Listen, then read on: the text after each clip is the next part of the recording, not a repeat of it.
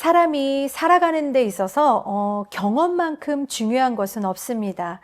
경험은 우리가 가진 지식과 생각들을 확실하게 해주는 중요한 디딤돌이 되기 때문입니다.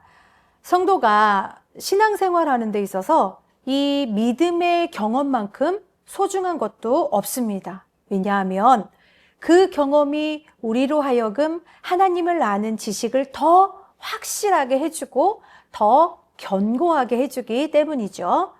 그러나 너무 눈에 보이는 경험만을 추구하게 되면 자칫 잘못된 믿음의 길로 갈 수 있음을 우리는 주의해야 합니다. 사람은 누구나 환경의 변화를 기대합니다. 그리고 그러한 눈에 보이는 환경의 변화, 외적인 변화를 사람들은 흔히 기적이라고 말하지만 주님이 말하는 그 변화는 외적인 변화가 아니라 바로 내면의 변화입니다. 이 내면의 변화는 환경의 변화를 가져오기 때문입니다. 오늘 우리가 읽은 이 본문에서 나오고 있는 이 중풍병자에게 나타난 기적과 주님께서 이 사건을 통해서 주시고자 하는 말씀의 본질은 무엇일까요? 중풍병자 친구들이 중풍병자 친구를 이 침상채로 들고 지붕으로 올라가 지붕을 뚫고 주님께 나아가는 믿음의 열심입니까? 아니면 중풍병자가 친구들의 도움에 의해 주님께 나아가게 되어서 중풍병이 치유되어 그 침상에서 걸어 나온 것이 이 말씀의 본질입니까? 오늘 말씀의 본질은 중풍병자가 하나님의 말씀으로 기적같이 침상에서 일어나 걸어 나간 것이 아니라 죄의 자리에서 일어나 하나님께로 나아가 그 죄 사함의 은혜를 받은 것이 바로 기적인 것입니다. 그런데 우리의 그 믿음은 눈에 보이는 무언가의 변화에만 관심이 있다는 것입니다. 그리고 그것이 마치 우리 삶의 자리에 진정한 변화를 가져올 것이라고 그 착각하는데 문제가 있다는 것입니다. 여러분, 내면의 변화가 없는 외적인 변화는 진정한 변화가 아닙니다. 이 말은 변화를 위한 몸부림이 없고 간절한 사모함이 없이는 우리의 열심과 수고도 결국에는 시간과 함께 점점 식어져 버릴 수밖에 없다는 것입니다. 결국 우리의 삶 속에서 일어나는 이 문제는 환경의 문제가 아니라 믿음의 문제라는 것입니다. 즉 우리가 믿음이 있느냐 없느냐가 중요하다는 것입니다. 오늘 본문에 보면 사람이 한 중풍병자를 메고 왔습니다. 이들을 향한 주님의 반응은 이렇습니다. 예수께서 그들의 믿음을 보시고 2절에 나와 있죠. 오늘 우리는 이거 하나만 기억하고 갔으면 좋겠어요. 오늘 우리 주님께서 보시고자 하는 것은 저와 여러분들의 믿음을 보시기 원하신다는 것입니다. 다시 말씀드리면 오늘 본문 말씀의 핵심은 주님께서 보시길 원하신 것은 중풍병자의 상태가 아니라 그들의 믿음을 보셨고 그 믿음에 주목하셨다는 것입니다. 마찬가지로 오늘날 우리 하나님께서 우리를 주목하시는 것은 우리의 외적인 상태가 아니라 우리의 그 내면의 상태와 믿음을 보시고 그 믿음의 행위에 주목하고 계신다는 사실입니다. 그러므로 믿음이 없는 예배, 믿음이 없는 예물, 믿음이 없는 봉사, 믿음이 없는 기도가 아니라 믿음이 있는 예배, 믿음이 있는 예물, 믿음의 수고와 믿음의 기도를 하나님께 드리시는 여러분들이 되시기를 바랍니다. 여러분, 기적을 일으키는 원동력은 바로 믿음입니다. 믿음의 기도는 역사하는 힘이 크다고 했습니다. 이 믿음이 있는 자에게 능치 못할 일이 없다고 했습니다. 기도 외에는 이런 능력이 나갈 수 없다고 했습니다. 그러므로 믿음의 기도를 하나님께 드리시길 바랍니다. 우리의 삶을 변화시키는 기적은 세상의 요행도 아니고 우리의 마음을 위로하는 것은 우리의 귀를 솔깃하게 하는 말이 아니라 바로 믿음이라는 사실을 기억하시길 바랍니다. 그러면 오늘 본문에서 나오는 이 중풍병자를 메고 나온 이 네 사람은 어떤 믿음을 가졌기에 주님께서 그들을 주목하고 계신 것일까요? 주님이 주목하시는 믿음이란 과연 무엇일까요? 첫 번째로 주님께서 주목하시는 믿음은 하나된 믿음입니다. 중풍병자를 포함한 이 5사람들은 한결같이 예수께 가면 문제가 해결된다고 생각했습니다. 다른 이론의 여지 없이 그들은 그냥 한 마음 한 뜻이 된 것입니다. 이렇게 믿음으로 하나 될 때 언제든 그곳에 하나님의 기적의 역사가 일어나게 되는 것입니다.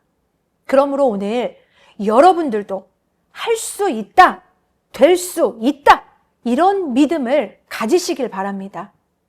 여러분들이 믿으면 하나님이 하십니다. 오순절 성령의 역사도 이 마가의 다락방에 모인 120명 제자들은 그곳에 함께 모여서 한 마음으로 기도했을 때 그때 성령의 불같은 역사가 일어났고 초대교회의 시작과 그 폭발적인 부흥 또한 그들이 서로의 떡을 떼며 마음을 모으기에 힘썼을 때 성령의 역사가 일어나게 된 것입니다. 여러분, 하나님의 나라는 함께 이루어가는 것입니다.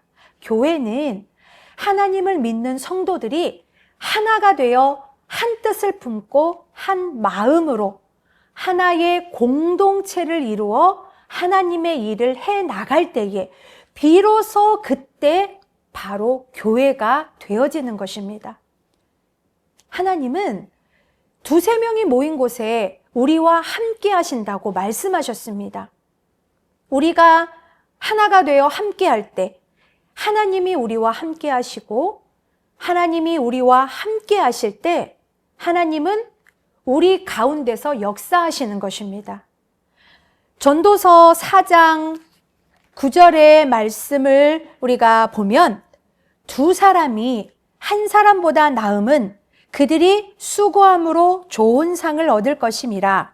혹시 그들이 넘어지면 하나가 그 동물을 붙들어 일으키려니와 홀로 넘어지고 붙들어 일으킬 자가 없는 자에게는 화가 있을지라도 또 2사람이 함께 누우면 따뜻하거니와 한 사람이면 어찌 따뜻하랴. 한 사람이면 패하겠거니와 2사람이면 맞설 수 있나니 세 겹줄은 쉽게 끊어지지 아니하느니라 라고 우리에게 말씀을 하고 있습니다. 이솝우화에 보면 얼룩소, 검은소, 붉은소 이 3마리는 언제나 함께 다녔습니다. 그래서 이 사자가 이 소들을 잡아먹고 싶어서 그냥 매일같이 기회를 엿보고 있었습니다. 그러나 이 3마리의 소는 언제나 같이 다니면서 사자가 덤벼들면 셋이 한꺼번에 대항했기 때문에 잡아먹을 수가 없었습니다. 이 어떤 때는 서로 떨어져서 풀을 뜯고 있어가지고 이 한 마리에게 살검살검해서 이렇게 달려들면 다른 2마리의 소가 언제 그걸 또 봤는지 그냥 쏜살같이 달려와서 제 동무 소를 위해 덤비기 때문에 사자는 싸우다가 지쳐서 돌아가곤 했습니다. 하루는 풀밭에 얼룩소가 따로 떨어져 있으므로 이 사자가 이제 그 혼자 떨어져 있는 소에게 가까이 이렇게 다가가가지고 은근한 목소리로 말을 합니다. 3마리의 소 중에서 가장 힘센 것은 자기라고 붉은 소가 뽐내더라 라고 말을 했습니다. 이 말을 들은 이제 얼룩소는 기분이 유쾌하지가 않았어요. 여태까지 셋이 똑같이 힘을 합해 적과 대항해 싸워왔고 무슨 일이든지 함께 도와왔는데 붉은 소가 모두 제 힘으로 그렇게 된 것처럼 말을 했다 하니까 화가 나는 거죠.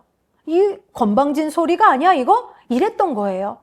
사자는 이 얼룩소에게 거짓말을 해놓고는 붉은 소와 검은 소 있는 대로 이제 또 가서 또 그런 얘기를 합니다. 3마리 가운데서 얼룩소가 제일 기운이 세고 다른 짐승에게 지지 않는 것도 얼룩소 때문이라고 하니 그게 정말이야? 라고 그 2마리 소에게 물었습니다. 2마리 소는 이 얼룩소의 말이 어이가 없었어요. 그런 건방진 소리를 했단 말이야? 라는 생각이 들었습니다. 그 중에서도 이 붉은 소는 화가 그냥 머리 끝까지 나가지고 얼룩소에게 덤벼들었습니다. 얼룩소도 붉은 소가 자기가 제일이라고 했다는 그 말을 들었던 터이라 있는 힘을 다해 그 붉은 소를 향해 덤벼들었습니다. 검은 소가 2 소를 말렸지만 2마리의 소는 이 뿔이 빠지도록 맹렬하게 싸웠어요. 그러나 2마리 중 어느 편이 정말 센지 알 수가 없었습니다. 이날부터 이 3마리의 소는 같이 놀지를 않는 거예요. 사자는 이 모습을 보면서 그냥 좋아라 하면서 이제 소들을 하나씩 잡아먹었습니다. 누가복음 11장 14절 이하에 보면 예수님께서 한 벙어리 귀신을 쫓아내시니 귀신이 나감에 말 못하던 사람이 이 말하는 것을 본 사람들이 다 놀라며 예수님을 쫓으려고 합니다. 그러자 이를 시기한 사람이 예수가 귀신을 내쫓은 것은 저가 귀신의 왕 바알세불을 힘입어 귀신을 쫓아냈다고 이렇게 말을 하자 이 말을 들은 예수님께서 저희 생각들을 아시고 내가 바알세불을 힘입어 귀신을 쫓아낸다 하니 만일 사탄이 스스로 분쟁하면 그의 나라가 어떻게 서겠느냐? 스스로 분쟁하는 나라마다 황폐해지고 스스로 분쟁하는 집은 무너질 거야 라고 말씀하셨습니다. 그러므로 정말 하나됨이 중요합니다. 성도가 하나 되면 교회는 흥하게 되고 성도가 하나님과 하나가 되면 믿음의 복을 받게 됩니다. 그러므로 주 안에서 날마다 하나 되기를 힘쓰시는 여러분들이 되시기를 바랍니다.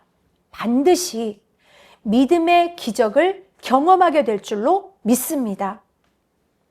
2번째로는 이 행동하는 믿음이 기적을 경험하게 합니다. 이들은 간절히 소원하고 열망하는 정도가 아니라 실제로 주님께 나아왔습니다. 믿음은 반드시 행동으로 나타납니다. 오늘 본문에서 나오는 이들의 믿음의 행위는 장애를 극복하는 그런 믿음이었습니다. 이들은요, 사람이 너무 많아 주님께 갈 수 없자 어떻게 합니까? 지붕을 뚫고 침상을 이렇게 채 매달아가지고 내리는 그런 믿음을 보였습니다. 우리의 삶 속에서 하나님의 역사가 나타나지 않는 것은 우리에게 믿음이 없어서가 아니라 믿음의 행위가 없기 때문입니다. 말씀을 듣고 행하지 않는 믿음은 오래가지 않고 역사하지 않습니다. 6.25 때 아이젠하워 장군이 한국을 방문했어요. 그는 부산의 유엔군으로 참전 용사들의 묘소를 참배할 계획이었습니다. 그런데 사전에 답사를 왔던 미군 당국은 그 현장을 보면서 당황하게 되었습니다. 말이 묘소지 정말 황량한 벌판이었기 때문입니다. 때는 이미 늦겨울이어서 잔디를 구할 수도 없었기 때문에 더욱 난감한 처지에 빠지게 되었습니다. 그 당시 그 현대 상사의 정주영 사장이 마침 그 소식을 전해 듣게 되었어요. 그래가지고 이 미 8군 당국자를 찾아가서 자신이 묘지에 풀이 나게 할 테니까 돈을 달라고 요구했습니다. 그래서 그들은 이제 정말 급하니까 너무 급한 나머지 그에게 원래 그 실비의 3배를 주기로 하고 계약을 체결했습니다. 그 길로 정주영 사장은 그 주위의 보리밭을 전부 다 이렇게 막 사들여가지고 때마침 보리싹이 새파랗게 솟아오르고 있었으므로 그것을 이렇게 파내가지고 그 묘지를 입히게 되었습니다. 예정한 날 이제 아이젠하워 장군은 묘지마다 그 새파란 싹이 덮여있는 유엔군 묘소를 참배하고 기쁜 마음으로 돌아가게 되었다고 합니다. 그러나 사흘 뒤 묘지는 누렇게 변해버리고 말았습니다. 왜 그랬을까요? 그 이유가 뭐였을까요? 그 보리에는 뿌리가 없었기 때문입니다. 급하게 그냥 이렇게 떠다가 옮겨놨기 때문에 뿌리가 없었던 거예요. 마찬가지로 우리가 하나님의 말씀을 듣기만 하고 행하지 않으면 결국은 그 영혼이 메마르게 되고 하나님의 역사를 기대할 수 없게 된다는 것을 기억해야 할 것입니다. 마지막으로 기회를 포착하는 믿음이 기적을 경험하게 합니다. 무엇을 행하든지 지금이 아니면 안 된다는 마음으로 해야 돼요. 사실 오늘만 날입니까? 기다렸다가 뭐 내일 해도 되고 아니 그 다음에 만날 수도 있습니다. 그러나 믿음은 오늘이 중요합니다. 오늘의 믿음으로 오늘 평안하고 오늘 자유스러우며 오늘 구원받는 것입니다. 기억하십시오. 마귀는 내일 해, 내일 해도 돼, 내일 해도 된다니까 속삭입니다. 그런데 하나님은 오늘 하라고 명하십니다. 이 사실을 기억하시길 바랍니다. 미국의 한 어머니가 이제 임종 전에 4명의 아들들의 이름을 하나씩 불러가면서 유언하고 마지막 인사를 합니다. 첫째 아들에게는 굿나잇, 둘째 아들과 셋째 아들에게도 굿나잇 이라고 인사를 했어요. 그런데 유독 넷째 아들에게는 굿바이 라고 인사를 건넸습니다. 이제 막내 아들 어리둥절하잖아요. 이 어리둥절한 막내가 어머니한테 물었습니다. 아니 어머니, 어째서 저만 굿바이 하시는 겁니까? 그러자 이 어머니는 수십 년간 너에게 예수 믿으라고 했으나 너는 마지못해 교회를 다닐 뿐 믿음이 없더구나. 나는 이제 천국에 가지만 내가 생각할 때 너는 아무래도 못 올 것 같으니 너와는 오늘 굿바이 해야 하지 않겠니? 오늘 우리는 하나님의 역사와 기적을 일으킬 만한 믿음이 있어야 합니다. 이 세상을 이길 수 있는 유일한 방법은 오직 믿음을 통해 가능합니다. 오직 믿음만이 세상을 이길 수가 있습니다. 믿음으로 죄와 질병과 고난을 이기고 마침내 죽음 앞에서도 굿나잇 할 수 있는 것입니다. 우리는 하나님 앞에 분명한 믿음의 고백을 드려야 합니다. 우리가 하나님의 능력을 믿고 하나님의 역사하심을 기대한다면 결코 예수님께 나가서 횡설수설하면 안 됩니다. 분명히 자기가 바라는 것을 주님께 아뢰어야 하는 것입니다. 마가복음 10장 51절 말씀에 보면 예수께서 말씀하여 이르시되 내게 무엇을 하여 주기를 원하느냐? 맹인이 이르되 선생님이여 보기를 원하나이다 라고 말씀합니다.